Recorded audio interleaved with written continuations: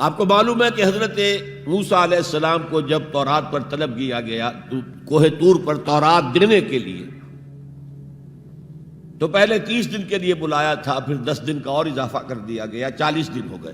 فَتَمَّتْ مِيقَاتُ رَبِّكَ 40 لَيْلَةً۔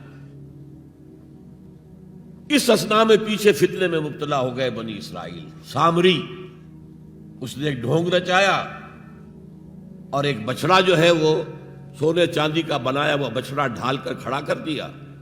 اس میں سے کوئی تھوڑی سی آواز بھی نکلتی تھی، کوئی ایسی ہے کہ ہوا گزرتی تھی تو آواز سے آتی تھی۔ کہا یہ ہے تمہارا الہ۔ یہ تو موسیٰ تو بھول گیا کہاں گیا ہے، کوہ طور کے اوپر کس خدا سے ملنے گیا ہے، خدا تو یہ ہے۔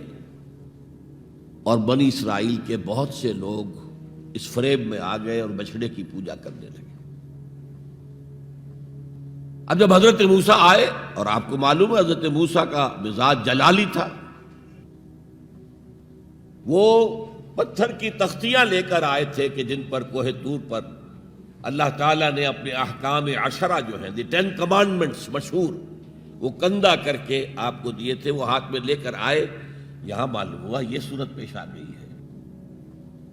فَأَلْقَى الْأَلْوَاحَ، تو وہ تختیاں تو آپ نے زمین پہ ڈالی، اور پھر جو احتساب کیا ہے، پہلے تو اپنے بھائی حضرت ہارون کا، ان کی داڑھی کے بال پکڑے، ان کے سر کے بال پکڑے اور کھینچا اپنی طرف۔ اس نے کہا کہ بھائی مجھے ذلیل نہ کرو لوگوں کے سامنے، میں نے انہیں روکا لیکن یہ تو مجھے قتل کرنے پر تل گئے تھے، اور مجھے اندیشہ یہ ہوا کہ کہیں آپ واپس آ کر یہ نہ کہیں ان فرقت بین بنی اسرائیل، کہ تم نے تو بنی اسرائیل کے درمیان تفرقہ پیدا کر دیا۔ تو میں نے کہا آپ ہی واپس آ کر نپٹے۔ اب پہلی بات نوٹ کیجئے، تاریخ انسانی کا یہ عظیم واقعہ ہے، کئی ہزار یہودی اپنے اپنے قبیلے کے لوگوں کے ہاتھوں ذبح کیے گئے اس پر۔ اللہ تعالیٰ نے حکم دیا اور حضرت موسیٰ نے وہ حکم دیا، اللہ کا حکم موسیٰ نے پہنچایا کہ 12 قبیلے نا، ہر قبیلے کے جن لوگوں نے یہ حرکت کی ہے ان کو اسی قبیلے کے لوگ اپنے ہاتھ سے ذبح کریں۔ اب یہ بہت بڑی توبہ تھی، بہت بڑی توبہ تھی، بہت بڑی توبہ تھی، اپنے قبیلے کے لوگوں کو قتل کر دینا۔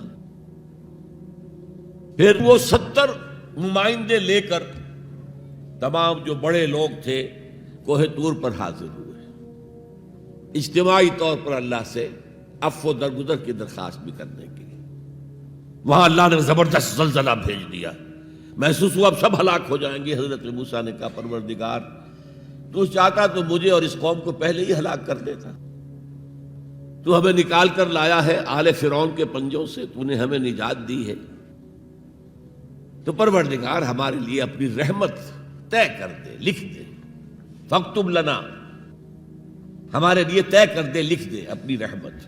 اس پر فرمایا اللہ نے دیکھو موسیٰ، میری ایک رحمت تو عام ہے، وسعت کل شیء، رحمتی وسعت کل شیء، ہر شے کے ساتھ ہے، اور ایک میری خاص رحمت ہے، وہ میں لکھ دوں گا، طے کر کے رکھ دوں گا، للذین یتبعون الرسول النبی الامی، ان لوگوں کے لیے جو میرے رسول نبی امی پر ایمان لائیں گے اور ان کا اتباع کریں گے۔ یہاں بھی لفظ اتباع آیا، اور اس میں پھر حضور صلی اللہ علیہ وسلم کی کچھ شان بیان ہوئی ہے، بات لمبی ہو جائے گی، اور پھر فرمایا یہ گویا کہ اتباع کی تفسیر آ رہی ہے۔ اتباع کا مطلب کیا ہے؟ فالذین آمنوا بہ وعزروہ ونصروہ واتبعوا النور الذی انزل معہ اولئک ھم المفلحون، تو جو لوگ ان پر ایمان لائیں گے اور جو ان کی تعظیم کریں گے اور جو ان کی نصرت کریں گے، مدد کریں گے، اور جو اس نور کی پیروی کریں گے جو ان کے ساتھ نازل کیا جائے گا، تو وہی ہوں گے مفلحون، وہ ہوں گے کامیاب ہونے والے، فلاح یافتہ لوگ وہ ہوں گے جو یہ 4 رشتے ہمارے اس رسول نبی امی کے ساتھ پختگی کے ساتھ قائم کر لیں۔